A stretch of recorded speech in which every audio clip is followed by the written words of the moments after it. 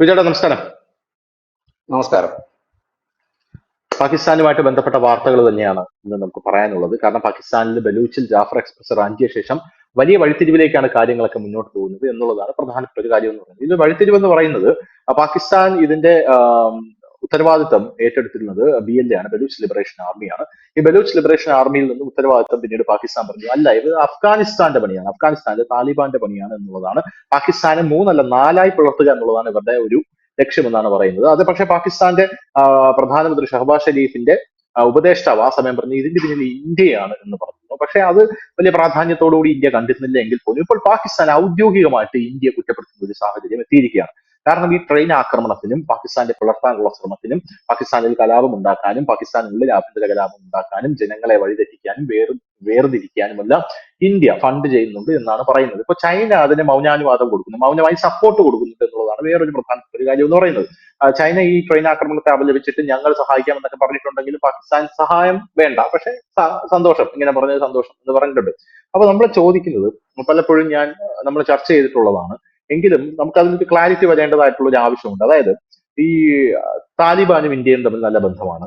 പാകിസ്ഥാൻ താലിബാനെ വളർത്തിക്കൊണ്ട് വരുന്നത് തന്നെ ഇന്ത്യയെ താറടിക്കാനും ഇന്ത്യയെ ആക്രമിക്കാനുമാണ്. പക്ഷെ ഏതോ ഒരു ഘട്ടത്തിൽ വെച്ച് താലിബാൻ ഇന്ത്യയുടെ സുഹൃത്തുക്കളാവുന്നു. UAE വെച്ച് നമ്മൾ ഒരു വട്ടത്തെ ചർച്ചകളൊക്കെ നടക്കുന്നു.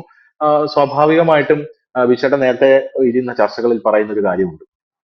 നമ്മുടെ ജമ്മു ആൻഡ് കാശ്മീരിന്റെ ഈ അതിർത്തിയിൽ ഒരു പട്ടാളക്കാരനോ 2 പട്ടാളക്കാരനോ പാക് ഭീകരവാദികളാൽ വീരമൃത്യു വരിക്കപ്പെടുമ്പോൾ ബലൂചിസ്ഥാനിൽ ഈ 2 പട്ടാളക്കാർക്ക് പകരം 20 പട്ടാളക്കാരെ ബലൂച്ച് ആർമി കൊന്നൊടുക്കുന്ന ഒരു സാഹചര്യമുണ്ട് എന്ന് ബിചേട്ടൻ പറഞ്ഞ് ഞാൻ ഓർക്കുന്നു.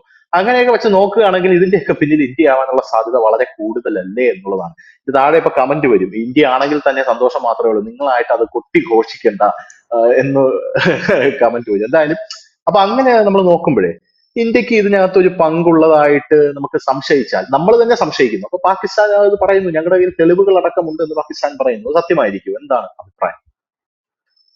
അല്ല, ഈ ബലൂചിസ്ഥാൻ ലിബറേഷൻ ആർമി അവരെ നിരോധിച്ചിട്ടുള്ള രാജ്യങ്ങള് പാകിസ്ഥാനും UK, US തുടങ്ങിയ രാജ്യങ്ങളാണ്. നമ്മൾ അവരെ നിരോധിച്ചിട്ടില്ല, നമ്മുടെ രാജ്യം അവരെ നിരോധിച്ചിട്ടില്ല, നിരോധിക്കേണ്ട ആവശ്യവുമില്ല. നമ്മൾ ഹമാസിനെ പോലും നിരോധിച്ചിട്ടില്ല. അപ്പം നമ്മളുമായി ബന്ധപ്പെടുന്ന ഒരു കാര്യമല്ല എന്ന് കരുതി പലപ്പോഴും ബലൂചിസ്ഥാന്റെ വിഷയങ്ങൾ ഐക്യരാഷ്ട്രസഭയിൽ ഉയർന്നു വരുമ്പോൾ ഇന്ത്യ അതിന് പരോക്ഷമായിട്ടെങ്കിലും അതിനെ പിന്തുണയ്ക്കുന്ന ഒരു നിലപാട് സ്വീകരിച്ചിട്ടുണ്ട്.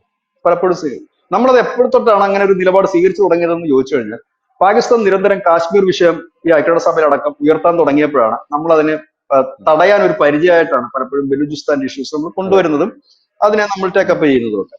പക്ഷേ ഇപ്പോൾ ഇവിടെ ശ്രദ്ധേയമായ ഒരു കാര്യം, പാകിസ്ഥാൻ ഒഴിച്ച് ഈ കിഴക്കനേഷ്യയിലെ എല്ലാ രാജ്യങ്ങളുമായിട്ട് ഇന്ത്യ ഭയങ്കരമായ ഒരു അടുപ്പത്തിലാണ്. ഒരുപക്ഷെ UPA സർക്കാരിന്റെക്കാളും മെച്ചപ്പെട്ട ബന്ധമാണ് നരേന്ദ്രമോദി വന്നതിന് ശേഷം ഈ അറബ് കൺട്രീസുമായിട്ട് നമുക്ക് ഉണ്ടായിരിക്കുന്നത്.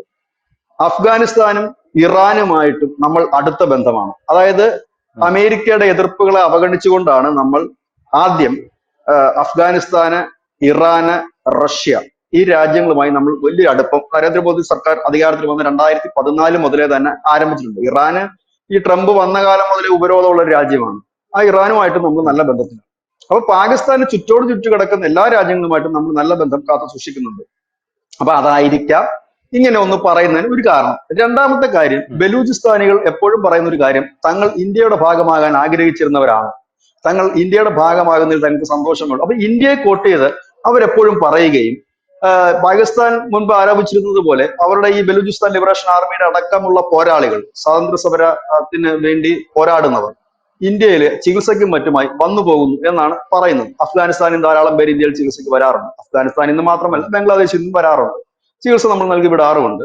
അങ്ങനെയൊക്കെയുള്ള അനവധി കാര്യങ്ങൾ ഉണ്ട്. ഒപ്പം തന്നെ ഈ അടുത്ത കാലത്തായിട്ട് ഈ പാകിസ്ഥാനും താലിബാനും തമ്മിൽ ബന്ധം വളരെയധികം അകന്നു.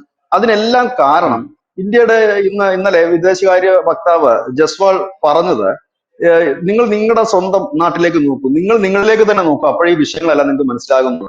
കാരണം ഈ അഫ്ഗാനിസ്ഥാനിൽ അധികാരം പിടിക്കാൻ വേണ്ടി താലിബാനെ സഹായിച്ചത് മുഴുവൻ പാകിസ്ഥാനായിരുന്നു. ആ പാകിസ്ഥാൻ പിന്നീട് പാകിസ്ഥാനാണ് തങ്ങളുടെ പ്രധാന ശത്രു എന്ന് തിരിച്ചറിഞ്ഞ് താലിബാൻ അതിൽ നിന്ന് പിന്മാറുകയും ബദ്ധ ശത്രുക്കളായി മാറുകയും ചെയ്തു.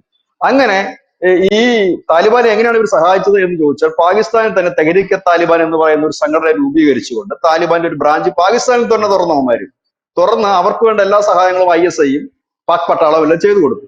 അവര് വളർന്ന് പന്തലിച്ചപ്പോൾ അവരുടെ ആഗ്രഹം അഫ്ഗാനിസ്ഥാന് തൊട്ടു പിന്നാലെ താലിബാൻ ഭരിക്കുന്ന ഒരു രാജ്യമായി പാകിസ്ഥാൻ മാറണമെന്നാണ്. അപ്പോൾ ഈ എന്തുകൊണ്ടാണ് ഇപ്പോൾ ഈ താലിബാൻ ബലൂചിസ്ഥാൻകാരെ സപ്പോർട്ട് ചെയ്യുന്നതിന് രണ്ട് കാര്യങ്ങളുണ്ട്. അതിൽ ഒന്ന് എന്ന് പറഞ്ഞു കഴിഞ്ഞാൽ ബലൂചിസ്ഥാൻ സ്വതന്ത്രമാവുകയാണെങ്കിൽ അത് അഫ്ഗാനിസ്ഥാനെ സംബന്ധിച്ച് സേഫ് ആണ്. കാരണം അവരുടെ അതിർത്തി ഇപ്പോൾ അശാന്തമാണ്, അത് ശാന്തമാകും ഒന്ന്. രണ്ടാമത്തെ കാര്യം, ബലൂചിസ്ഥാൻ സ്വതന്ത്രമായാൽ പാകിസ്ഥാന്റെ 44% ഭൂപ്രദേശം ബലൂചിസ്ഥാനായിട്ട് മാറും. ബാക്കിയുള്ളത് 66% ഭൂപ്രദേശമാണ്. അപ്പോൾ തെഹ്രീക്കെ താലിബാന്റെ ആഗ്രഹം വളരെ എളുപ്പത്തിൽ സാധ്യമാകും. കാരണം 66% പ്രദേശത്തേക്ക് മാത്രം അവരുടെ എന്താ പറയുന്നത്, അവരുടെ ആ ശ്രദ്ധ കേന്ദ്രീകരിച്ചാൽ മാത്രം മതിയാകും. അങ്ങനെ ഒരു ഗുണം അവർക്കുമുണ്ട്. അപ്പൊ എല്ലാം കൂടി കരുതി കൂട്ടിക്കൊണ്ടാണ് അവർ ഈ ആക്രമണത്തിൽ തുടരുന്നത്. ഇന്ത്യയെ സംബന്ധിച്ച് നമ്മൾ എപ്പോഴും പറയാറുള്ളത് പോലെ ഇന്ത്യക്കും അങ്ങനെ ഒരു സ്വതന്ത്ര രാജ്യം ബലൂചിസ്ഥാനിൽ വന്നാൽ നമുക്ക് ഗുണമാണ് കൂടുതലായി ഉണ്ടാകുക. കാരണം ഇത് പാകിസ്ഥാനികളെ പോലെ ഒരു ശക്തമായ എതിർപ്പുള്ളവരല്ല ബലൂചിസ്ഥാനികൾ. കാരണം പാകിസ്ഥാൻ എന്ന രാജ്യത്തെ കുറിച്ച് ശരിക്കും പഠിച്ചു കഴിഞ്ഞാൽ അവിടെ ഈ ബലൂചിസ്ഥാനികളും പാകിസ്ഥാനികളുമായി യാതൊരു ബന്ധവുമില്ല. വേഷം കൊണ്ടായാലും ഭക്ഷണം കൊണ്ടായാലും സംസ്കാരം കൊണ്ടായാലും ആചാരം കൊണ്ടായാലും യാതൊരു ബന്ധങ്ങളുമില്ല. 10-18ഓളം വരുന്ന ഗോത്രവർഗ വിഭാഗങ്ങൾ അടങ്ങിയ ബലൂചിസ്ഥാൻ ജനതയ്ക്ക് ഒരിക്കലും പാക് ജനതയുമായി മാനസികമായി പോലും ഒരു ഐക്യമില്ല. പക്ഷെ നേരെ മറിച്ച് നമ്മുടെ ഇന്ത്യയിൽ അങ്ങനെയല്ല. ഇന്ത്യയിൽ എല്ലാം കണക്റ്റഡ് ആണ്. മലയാളിയും തമിഴിനും തെലുങ്കിലും കർണാടകക്കാരനും ഒക്കെ കണക്ട് ചെയ്ത് തന്നെ എല്ലായിടത്തേക്കും പോകുന്നത്. അത് നമ്മൾ ശ്രദ്ധിച്ചാൽ മനസ്സിലാകും. നമ്മുടെ ഈ കേരളത്തിൽ നിന്ന് വിട്ട് തമിഴ്നാട്ടിൽ ചെന്ന് ഒരു സൗത്ത് കൾച്ചറിലേക്ക് കടന്ന് നമ്മൾ ഏതാണ്ട് ആന്ധ്രയിലേക്ക് എത്തുമ്പോൾ നമ്മൾ പതുക്കെ നോർത്തായിട്ട് കൺവെർട്ട് ചെയ്താ പോകുന്നത്. ഇവിടെ ഒരു ഐക്യ രീതി നമ്മുടെ എല്ലാ കാര്യങ്ങളും ഉണ്ടെങ്കിൽ ബലൂചിസ്ഥാനും പാകിസ്ഥാനിലും രണ്ട് കൾച്ചറും കാര്യങ്ങളുമാണുള്ളത്. അവർക്ക് കുറച്ചുകൂടി അടുപ്പം ഇന്ത്യയാണ്. ഈ അടുത്ത കാലത്ത് അവരുടെ നേതാക്കന്മാരെല്ലാം പറയുന്നത് തങ്ങളുടെ പൂർവികർ ഇന്ത്യക്കാരാണ് എന്നാണ് അവർ പറയുന്നത്. അതിന് അവരൊരു തിയറിയും പറയുന്നുണ്ട്. അവർ പറയുന്നത് ഇറാനിൽ നിന്ന് ആര്യന്മാർ അഫ്ഗാനിസ്ഥാൻ വഴി ബലൂചിസ്ഥാനിലെത്തിയാണ്. ബലൂജികൾ എന്ന് പറയുന്നത് പഴയ ആര്യന്മാരാണ്. അവര് തന്നെയാണ് സഞ്ചരിച്ച് ഇന്ത്യയിലേക്ക് എത്തിയത് എന്നൊരു തിയറി അവർ പറയുന്നുണ്ട്. അത് അങ്ങനെ അവർ പറയുന്ന സിദ്ധാന്തമാണ്. അതിലേക്ക് നമ്മൾ പോകുന്നില്ല. അപ്പോ ഇത്തരത്തിൽ ആണ് ഇന്ത്യയുമായിട്ടുള്ളത്. അപ്പം ഇവിടെ നടക്കുന്ന സംഭവങ്ങളിലെല്ലാം ഇന്ത്യ ഉണ്ട് എന്ന് പറയുന്നത്. ഇത് പറയാനൊരു കാരണം കൂടെ ഉണ്ട്. ഇത് ഇപ്പൊ പറഞ്ഞ കാര്യമല്ല. ഇത് മുൻപ് ഈ ഇന്ത്യ നോട്ടമിട്ടവർ, അതായത് നമ്മുടെ കണ്ടഹാർ വിമാനം റാഞ്ചിയ കേസിലായാലും നമ്മളുടെ കുൽഭൂഷൺ യാദവിനെ തട്ടിക്കൊണ്ടുപോയ കേസിലായാലും അതുപോലെ തന്നെ മുംബൈ സ്ഫോടന പരമ്പരയിൽ പങ്കെടുത്തവരുടെ ആയാലും ഒക്കെ അവരൊക്കെ അജ്ഞാതരാൽ പാകിസ്ഥാനിൽ കൊല്ലപ്പെടുന്നുണ്ട്. സ്വാഭാവികമായിട്ടും ഇങ്ങനെയുള്ളവരെ തെരഞ്ഞുപിടിച്ച് കൊല്ലേണ്ട ഒരു ആവശ്യം ഈ ലോകത്ത് വേറൊരു രാജ്യത്തിനും ഇല്ല. കാരണം അവരൊക്കെ ഇന്ത്യയുടെ നോട്ടപ്പുള്ളികളായ, ഇന്ത്യ ഓപ്പണായിട്ട് തന്നെ പ്രഖ്യാപിച്ചിട്ടുള്ള, നമ്മൾ ആ വാർത്ത ചെയ്തിരുന്നു ന്യൂസ് ഇന്ത്യയില്. ഇന്ത്യ ഹിറ്റ് ലിസ്റ്റ് എന്നല്ല, ഇന്ത്യ മോസ്റ്റ് വാണ്ടഡ് ലിസ്റ്റിൽ പെടുത്തിയിരിക്കുന്ന 154 പേരുടെ വിവരങ്ങൾ നമ്മൾ പ്രസിദ്ധപ്പെടുത്തിയിരുന്നതാണ്. അവരുടെ പേരും അവരെന്തൊക്കെ ഇതിലാണ് ക്രൈമാണ് ചെയ്തതെന്നുള്ള പേര് നമ്മൾ പ്രസിദ്ധപ്പെടുത്തിയിരുന്നതാണ്. അതിൽ ആദ്യത്തെ 22 പേരാണ് കൊടും ക്രിമിനൽസ് ആയിട്ട് പറയുന്നത്. അതിൽ ഉള്ളവരാണ് ഇപ്പോൾ ഈ തട്ടിക്കൊണ്ടിരിക്കുന്നത് അജ്ഞാതര്.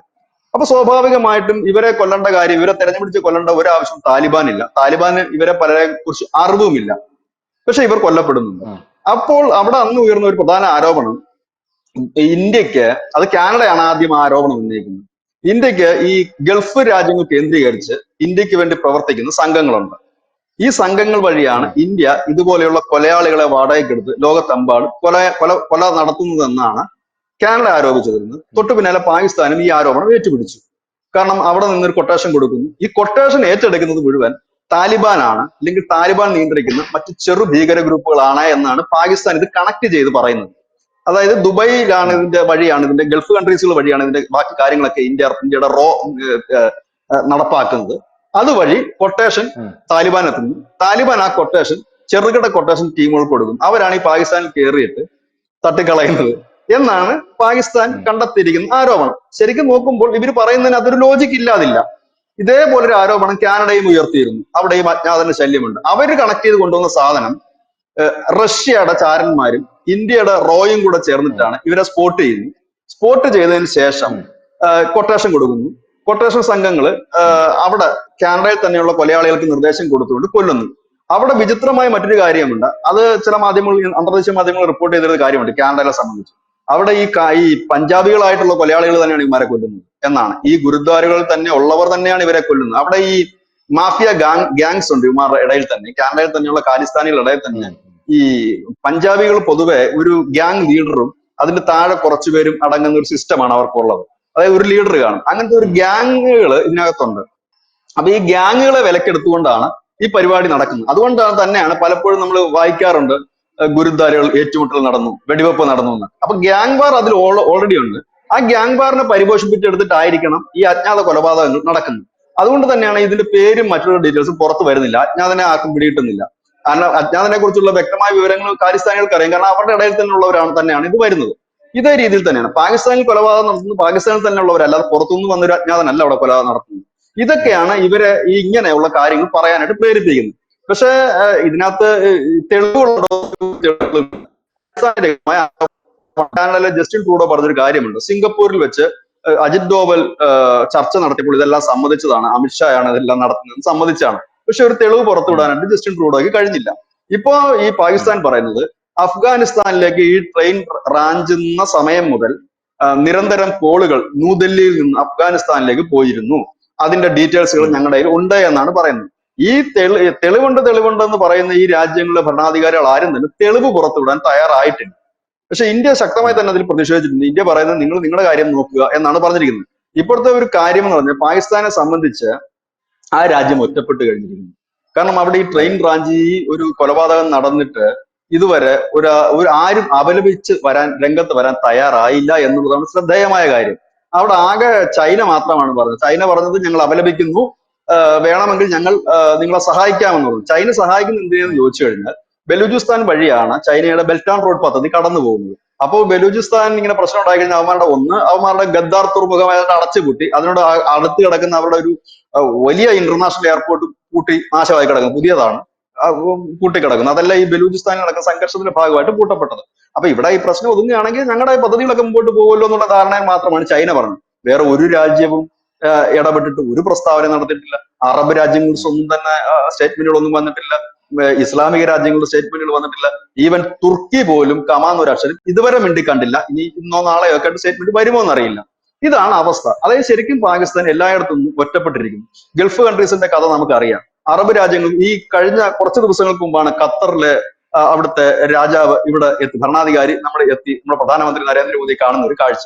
ഒരൊറ്റ ഗൾഫ് രാഷ്ട്രത്തിന്റെ തലവന്മാർ പോലും പാകിസ്ഥാനിൽ ഈ അടുത്ത കാലത്തൊന്നും പോയിട്ടില്ല. പാകിസ്ഥാനിൽ ഈ അടുത്ത കാലത്ത് പോയിട്ടുള്ള ഒരേ ഒരു ലോക നേതാവ് ആരെയെന്ന് ചോദിച്ചാൽ എർദോഗൻ ആയിരുന്നു. തുർക്കിയുടെ ഭരണാധികാരി എർദോഗൻ ആയിരുന്നു. കാരണം എർദോഗനെ സംബന്ധിച്ച് അദ്ദേഹം ഈ ഖലീഫയാകാൻ വേണ്ടിയിട്ടുള്ള ഒരു ശ്രമം നടത്തിക്കൊണ്ടിരിക്കുകയാണ്. അതായത് ആഗോള ഇസ്ലാമിക രാജ്യങ്ങളുടെ തലവൻ ആകാൻ വേണ്ടിയിട്ടാണ് തുർക്കി പണ്ട് മുതലേ ശ്രമിക്കുന്നത്. ഇപ്പൊ തുർക്കിയെ പിന്തുണയ്ക്കുന്ന ഒരു രാജ്യം പാകിസ്ഥാനാണ്, പാകിസ്ഥാനെ പിന്തുണയ്ക്കുന്ന ഒരു രാജ്യം തുർക്കിയാണ്.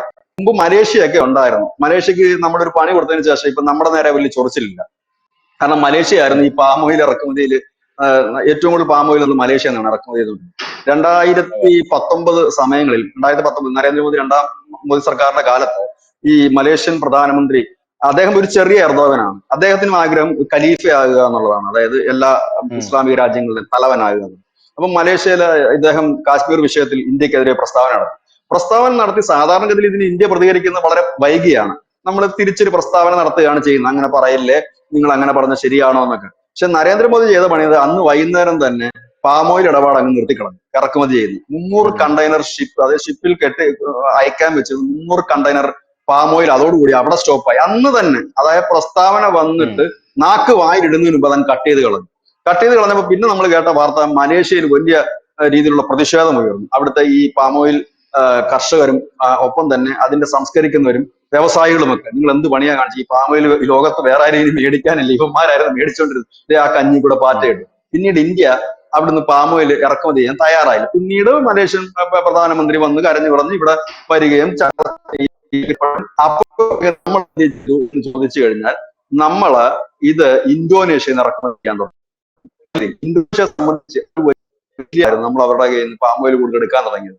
ഇതും അവിടെ ഒരു വലിയ വിഷയമായിട്ട് മാറിയത്. അപ്പോ നമ്മളെ അവർ സംശയിക്കുന്നതിന്റെ ഒരു കാര്യം എനിക്ക് തോന്നുന്നത്, പാകിസ്ഥാൻ ഒഴിച്ച് നമ്മുടെ ചുറ്റും കിടക്കുന്ന എല്ലാ രാജ്യങ്ങളുമായിട്ട് നമുക്ക് അടുത്ത ബന്ധമാണ്. Iran, Afghanistan, Gulf countries, Russia, എല്ലാവരുമായിട്ട്. ചൈനയുമായിട്ട് ഇപ്പൊ നമുക്ക് പഴയതുപോലെ ശത്രുതയുമില്ല. അപ്പോൾ അതൊക്കെ കൊണ്ട് പറഞ്ഞതായിരിക്കാം. ഇനി ഒരുപക്ഷെ ഇന്ത്യ തന്നെയാണ് എങ്കിൽ പോലും ഇതിന് തെളിവുകളൊന്നും തന്നെ നിലവിലില്ലാത്തൊരു സാഹചര്യമാണ്. ഏതായാലും നമ്മുടെ രാജ്യം അത് അംഗീകരിക്കാത്തടത്തോളം കാലം ആ രാജ്യത്തെ പൗരന്മാരെന്ന നിലയിൽ നമുക്കും അത് അംഗീകരിക്കാൻ കഴിയില്ല. അതിന് ആരോപണമായി തന്നെ നിൽക്കട്ടെ. ഏതായാലും പാകിസ്ഥാന്റെ ഒരു കാര്യത്തിൽ ഓക്കെ. ഉറപ്പാണ്, അവർ വിതച്ചതാണ് അവർ കൊയ്തുകൊണ്ടിരിക്കുന്നത്. 1948 ഓക്കെ. അവർ പിടിച്ചു വാങ്ങിയ സ്ഥലമാണ് ബലൂചിസ്ഥാൻ. അന്ന് മുതൽ അവർ പ്രക്ഷോഭം തുടങ്ങിയിട്ടുള്ളത്. ഇന്നലെ തുടങ്ങിയ പ്രക്ഷോഭം അല്ല അത്. രണ്ടാമത്തെ കാര്യം, അവർ വളർത്തി വിട്ടവരാണ് ഇപ്പോൾ അവരുടെ സൈനിക താവളം ആക്രമിച്ചിരിക്കുന്ന തെഹ്രീകെ താലിബാൻ. അതായത് അവര് വിതച്ചത് അവര് കൊയ്യുന്നു എന്ന് ഒരു മാത്രമാണ് കൊയ്യുന്നു. നമുക്ക് ഇതിനെക്കുറിച്ച് പറയാനുള്ളത്. എന്തായാലും ബലൂച്ച് ലിബറേഷൻ ആർമി ഇന്ത്യക്ക് സപ്പോർട്ടുമായിട്ട് പാകിസ്ഥാനിലുണ്ട്. തെഹ്രീകെ താലിബാനും ഇന്ത്യക്ക് സപ്പോർട്ടുമായി പാകിസ്ഥാനിലുണ്ട്. തൊട്ടപ്പുറത്ത് ബംഗ്ലാദേശിലേക്ക് നോക്കിക്കഴിഞ്ഞാൽ അരക്കൻ ആർമി ഇന്ത്യക്ക് സപ്പോർട്ട് ചെയ്യുന്നു എന്ന് പറയുന്നു.